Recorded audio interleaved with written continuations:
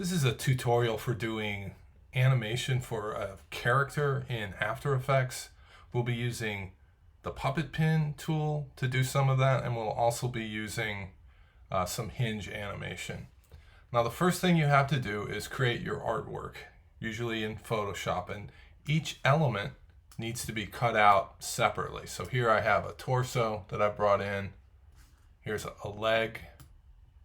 And you'll be using 2D space, so the stacking order becomes important. So we have a leg, a torso, now we need an arm. Here comes an arm, that's going to go to the right position, and this one as a starting point. First, let's just talk about the graphics and what we need to do with them. Right now, if we wanted to make this arm swing side to side, as if somebody was walking, we could use the rotation, except the rotation right now is going to treat that graphic like a propeller. And that's because this right here is the anchor point, and it's always defaults to the center of the graphic. So if we want to do it for the arm, just to have it swinging, we need to move that to the shoulder. We use this tool here, the anchor point tool, and we move that. And now you see if we do the rotation, it's going to swing from the proper point. So let's talk about using the puppet tool to do animation.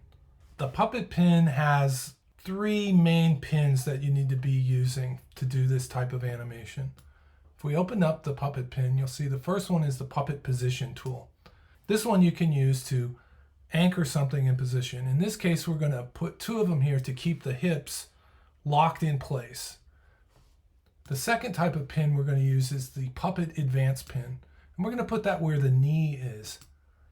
And here's where the knee is. This one allows you to bend, but also to move. So I could bend something forward and move it at the same time. And the third pin that you might want to be using is the puppet bend tool. Now when we place that one, we're going to put it at the ankle. You can see it's different, it's brown. I can't move it. I'm trying to move it right now, it won't, but I can bend it. And its position is actually parented to the position of the green pin. So it'll move with the green pin, and then you're allowed to bend with it separately. I'm also going to add one at the tip of the foot so that you could do something with this animation if you wanted. You could make a character tap their toes, but you can also give more articulation to your walking loop. Now when you do a walking loop, the first thing you do is identify the time signature for this loop. This one is going to happen every 1 second. And what that means is that every second, the legs are going to do this.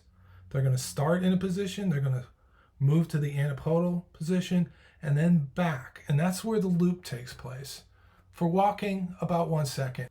Now our puppet pins are set up on the first frame in sort of the middle position, which isn't what we want. We want to put this leg in this sort of extreme position so that we can animate from it back and then back to where it started. So here I'm going to set up how I want my foot to look when it's in that position. If we look in the timeline, you'll see our keyframes are all set up here, recording that position that you're looking at right now. I'm going to move out to the 1 second mark and repeat those keyframes. I could copy and paste them if I wanted to, or I can hit this marker in the timeline and it actually creates a new keyframe in this time signature, and it's a repeat of the previous keyframe in the timeline, which is the starting one. Now we'll go to the halfway mark and put the leg in the extreme opposite position. And you just have to play around with these to get this to look how you want it. Maybe like so. Now if we hit play, it's looping the work area so that we can see this. And it doesn't look great because we haven't finished the animation yet. When you're walking, one leg is acting like a pillar and all of your body's weight is on it, and the other one is bending so it can come forward and take its place. You look at this motion study from Muybridge and you can kind of see how that happens.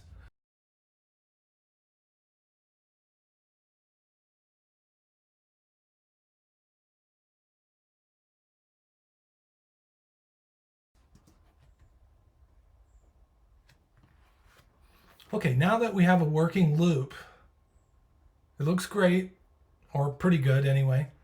The problem is when I extend my playback area open, everything stops. So we have to make these keyframe sets here loop out, and we're going to use a piece of code to do that. It's not that hard. You don't have to write the code, you just have to find it.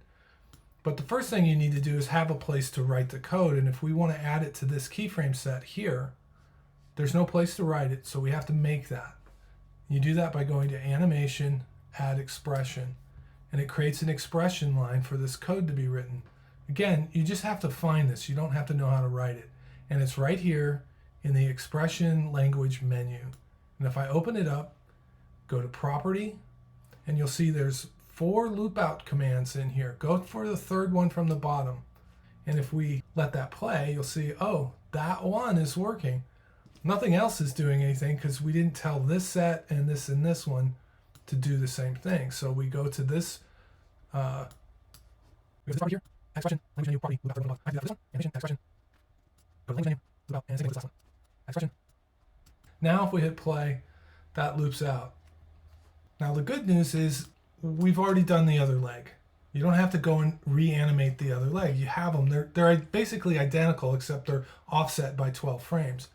What you should do though before you copy and paste this first one is go mark the halfway point between the loop.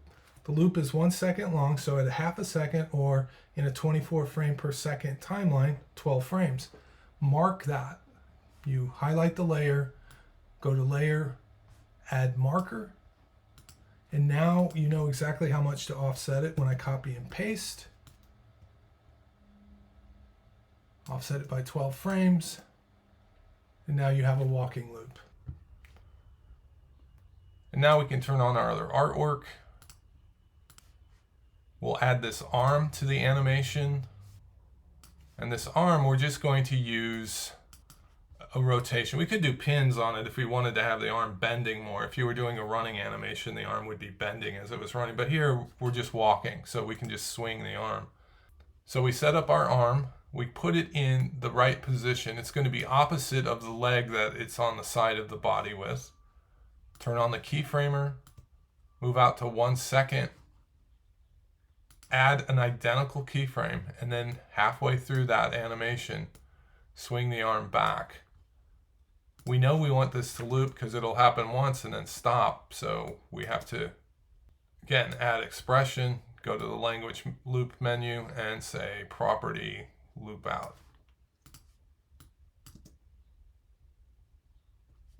Now this is where you can also start doing things like taking these keyframes and adding easers on them, because right now it's moving very rigidly, but when you swing your arm, it swings up, comes to a stop, and then swings back down, so there's acceleration.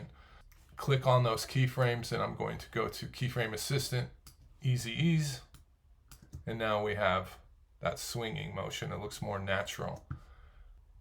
Now you can keep refining your animation. You go like, well, what would happen? Maybe the body, the torso would be moving up and down, so let's go ahead and add that to the animation.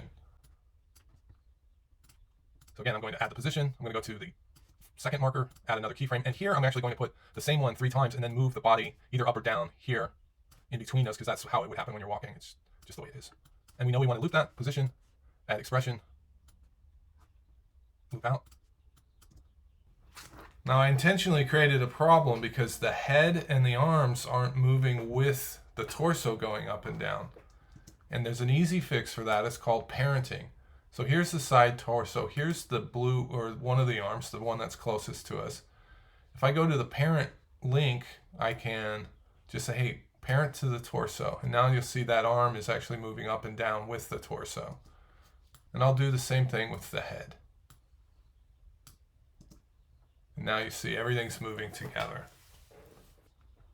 So what you have now is this animation of a character walking in place. Just imagine that they're on a treadmill. It's almost like what you would do with a green screen shoot. Here's our main scene. I don't have anything in it, but you could build your whole set out in here with trees or forests or buildings, whatever it is you're doing.